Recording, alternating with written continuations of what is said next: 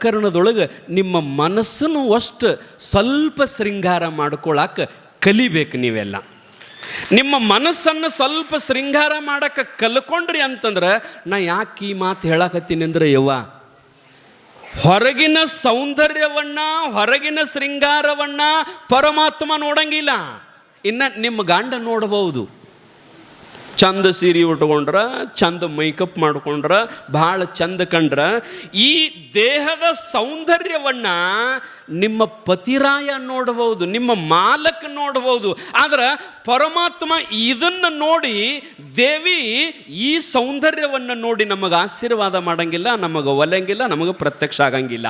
ಆದ್ರೆ ದೇವಿ ಅಥವಾ ಪರಮಾತ್ಮ ನಮಗೆ ಒಲಿಬೇಕಾಗಿತ್ತು ಅಂತಂದ್ರೆ ಯಾವ ಸೌಂದರ್ಯವನ್ನು ನೋಡ್ತಾನೆ, ಯಾವ ಸಂಪತ್ತನ್ನು ನೋಡ್ತಾರಂತಂದ್ರೆ ಹೃದಯ ಸಂಪತ್ತು, ಹೃದಯ ಶ್ರೀಮಂತಿಕೆ, ಅದರ ಜೊತೆಗೇನಪ್ಪ ಅಂತಂದ್ರೆ ಮನಸ್ಸಿನ ಸ್ವಚ್ಛತೆ ಇತ್ತು ಅಂತಂದ್ರೆ ನಿಮಗೆ, ನೀವು ಎಲ್ಲದಿರಿ ಅಲ್ಲೇ ನಿಮ್ಮ ಜಗಲಿ ಮ್ಯಾಗ ದೇವಿ ನಿಮಗೆ ಒಲಿತಾಳ, ನಿಮ್ಮ ಜಗಲಿ ಮ್ಯಾಗ ನಿಮಗೆ ದೇವಿ ಒಲಿತಾಳ.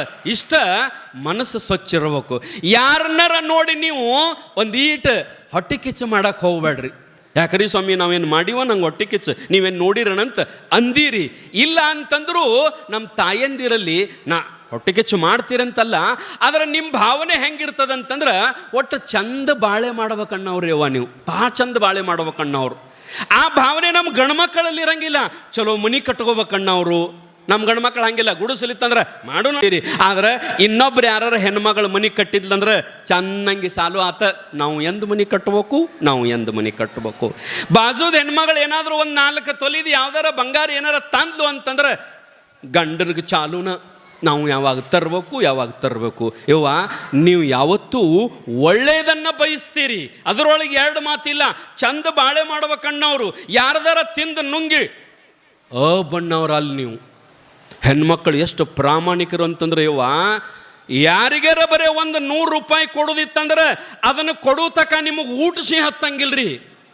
ನಮ್ಮ ಗಂಡ್ಮಕ್ಳು ಹಂಗಿಲ್ಲ. 1 ಲಕ್ಷ ಕೊಡೋದಿದ್ರೆ ಅವಂದೇನು ಪುಗುಶಟ್ಟೇನು ಕೊಡ್ತೀವಲ್ಲ, ಬಡ್ಡಿ ಕೊಡ್ತೀವಲ್ಲ ನಮ್ಮ ಗಂಡ್ಮಕ್ಕಳು ಹಂಗೆ ಅವು. ಆದ್ರೆ ನೀವು ಹಂಗಲ್ಲ, ಬರೀ 100 ರೂಪಾಯಿ ಕೊಡೋದಿದ್ರು ಗಂಡಗೆ 100 ಸಲ ಹೇಳ್ತೀರಿ ನೀವು. ಏನಂತ? ಅವ್ರದ್ದೊಂದು 100 ರೂಪಾಯಿ ಕೊಡೋದಿತ್ತು, ಮೊನ್ನೆ ಕಾಯಿಪಲ್ಯ ತಂದಿದ್ನಿ, ಮೊನ್ನೆ ಅದನ್ನು ತಂದಿದ್ನಿ, ಇದನ್ನು ತಂದಿದ್ನಿ ಅಂತ 100 ರೂಪಾಯಿ ಕೊಡೋದಿದ್ದದ್ದು 100 ಸರಿ ನೆನಪು ಮಾಡ್ತೀರಿ. ಅದನ್ನು ಕೊಡೋ ತಕಾನು ನಿಮಗೆ ಸಮಾಧಾನ ಬೀಳಂಗಿಲ್ಲ, ಸಮಾಧಾನ ಆಗಂಗಿಲ್ಲ. ಅದಕ್ಕೆ ಧರ್ಮಸ್ಥಳದವ್ರು ನಿಮಗೆ ಸಾಲ ಕೊಡ್ತಾರೆ, ನಮ್ಮ ಮಂದಿಗೆ ಕೊಡಂಗಿಲ್ಲ. ಅವರು ಧರ್ಮಸ್ಥಳದವರು ನಿಮಗಟ್ಟ ಕೊಡ್ತಾರಿಲ್ರಿ, ಮತ್ತೆ ನಮಗೆ ಕೊಡ್ತಾರನ್ರಿ? ಕೊಡಂಗಿಲ್ರಿ. ಯಾಕೆ? ಅವ್ರಿಗೆ ಧರ್ಮಸ್ಥಳದವ್ರಿಗೆ ಪಕ್ಕ ಗೊತ್ತದ.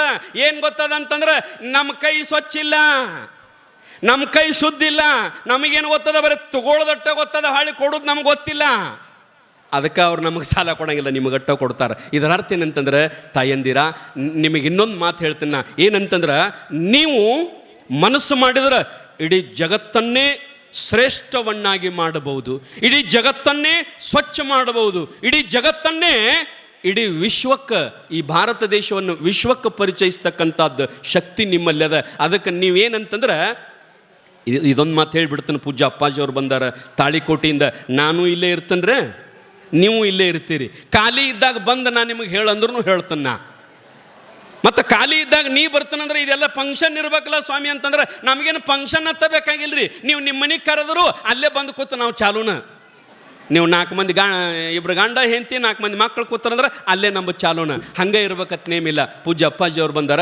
ಇನ್ನೊಂದು ಮಾತು ಹೇಳ್ತೇನೆ, ಏನಂತಂದ್ರೆ, ನೀವು ನಿಮ್ಮ ಮಕ್ಕಳಿಗೆ ಒಂದು ಒಳ್ಳೆಯ ಸಂಸ್ಕಾರವನ್ನು ಕೊಡ್ಬೇಕ್ರಿ. ಅವ್ವ, ನಿಮ್ಮ ಮಕ್ಕಳಿಗೆ ನೀವು ಒಳ್ಳೆಯ ಸಂಸ್ಕಾರ ಕೊಡ್ಬೇಕು. ನಿಮ್ಮ ಮಕ್ಕಳಿಗೆ ನೀವು ಒಳ್ಳೆಯ ಸಂಸ್ಕಾರ ಕೊಟ್ರಿ ಅಂತಂದ್ರೆ, ಸ್ವಾಮಿ ವಿವೇಕಾನಂದರ ಕನಸು ಅದನ್ನು ನನಸು ಮಾಡೋರು ಯಾರು ಇವತ್ತಿನ ಕಾಲದಾಗ ಅಂತಂದ್ರೆ ನೀವು ತಾಯಂದಿರ, ನೀವು ನಿಮ್ಮ ಕೈಯೊಳಗದ ಅದು. ಯಾಕಂದ್ರೆ ಈ ದೇಶದ ಯುವಕರು, ಈ ದೇಶದ ತರುಣರು, ಈ ದೇಶದ ವಿದ್ಯಾರ್ಥಿಗಳು ಅವರ ಪರಿವರ್ತನೆ ಆದರು ಅಂತಂದ್ರೆ ಇಡೀ ಜಗತ್ತನ್ನೇ ಪರಿವರ್ತನೆ ಆಗೋದ್ರೊಳಗೆ 2 ಮಾತಿಲ್ಲ ತಾಯಂದಿರ. ಆದ್ರೆ ಪ್ರತಿಯೊಂದು ಮನೆಯೊಳಗೆ ನಾವು ಇವತ್ತು ಯುವಕರನ್ನ, ವಿದ್ಯಾರ್ಥಿಗಳನ್ನ, ನಿಮ್ಮ ಮಕ್ಕಳನ್ನು ನೋಡಿದ್ರೆ ಅವ್ರು ಹೆಂಗದಾರಂತಂದ್ರೆ ಯಾವುದೂ ನಿಮ್ಮ ಮಾತನ್ನು ಕೇಳುವ ಪರಿಸ್ಥಿತಿಯೊಳಗಿಲ್ಲ. ಅವರು, ನಿಮ್ಮ ಮಕ್ಕಳು ನಿಮ್ಮ ಮಾತನ್ನು ಕೇಳುವ ಪರಿಸ್ಥಿತಿಯೊಳಗಿಲ್ಲ. ನೀವಾಗೆ ಅವ್ರಿಗೆ ಅಂಜಿ ನೋಡ್ರಿ ಎಂಥ ಪರಿಸ್ಥಿತಿ ಬಂದದ. ತಾಯಿ ತಂದಿ ಮಕ್ಕಳಿಗೆ ಅಂಜಬೇಕು. ಊಟ ಮಾಡಬಾ ಅಂತ ನೀವು ಕರುಣೆಯಿಂದ ಪ್ರೀತಿಯಿಂದ ಕರೆದ್ರೆ ಅವೇನಂತಾನ, ನನಗೆ ಹಸು ಆದದ್ದು ನನಗೆ ಗೊತ್ತಾಗಂಗಿಲ್ಲೇನು, ನೀನು ಸೊಮ್ಮ ತಿಂದುಕೊಂಡ್ರು ಅಂತ ನಿನಗೆ. ಆದ್ರೆ ನಿನ್ನ ಕರುಳಿನ ರಸ, ಕರುಣೆಯ ಕೋಡಿ ಆ ಮಗನಿಗೆ ಅರ್ಥ ಆಗಂಗಿಲ್ಲವ. ಅದನ್ನು ಕಲಿಸ್ಬೇಕು ತಾಯಂದಿರ. ಅದಕ್ಕೆ ತಾವೆಲ್ಲ ಏನು ಬಂದಿರಿ, ದೊಡ್ಡ ಹಬ್ಬ ಮಾಡಾಕತ್ತೀರಿ. ಈ ಕೋಳಿ ಗುಡ್ಡ ಅಂತಂದ್ರೆ ಇದು ಕಾಳಿ ಗುಡ್ಡ ಅಂತ ತಿಳ್ಕೊಂಡು, ಬಂಗಾರದ ಗುಡ್ಡ ಅಂತ ತಿಳ್ಕೊಂಡು, ಯಾವತ್ತಂತಂದ್ರೆ ಎಲ್ಲ ಲಿಂಗ ಮಹಾರಾಜರೇ ಇಡೀ ಊರಿಗೆ ಆಶೀರ್ವಾದ ಮಾಡಿ ಹೋಗಿದ್ದಾರೆ. ನೀವೆಂಥ ಪುಣ್ಯವಂತರು ನೋಡ್ರಿ. ಈಗ ಎಲ್ಲ ಲಿಂಗರ ಆಶೀರ್ವಾದ ಯಾರಿಗಾರ ಸಿಗ್ತದೇನೆ ಅಂತಂದ್ರೆ ಸಿಗಂಗಿಲ್ಲ. ಆದ್ರೆ ನೀವೆಲ್ಲ ಕೋಳಿಗುಡ್ಡದವ್ರು, ನಮ್ಮ ಗೌಡ್ರು ಪರಮ ಮನುಷ್ಯನವರೆಲ್ಲರೂ ಬಹಳ ದೊಡ್ಡ ಪುಣ್ಯವಂತರು. ಪೂಜ್ಯ ಅಪ್ಪಾಜಿಯವರ ಆಶೀರ್ವಾದ ಆಗ್ಯದ. ಇಂಥ ಆಶೀರ್ವಾದ ಯಾರಿಗೆ ಸಿಗಂಗಿಲ್ಲ. ಇನ್ನೊಂದು ಇವತ್ತು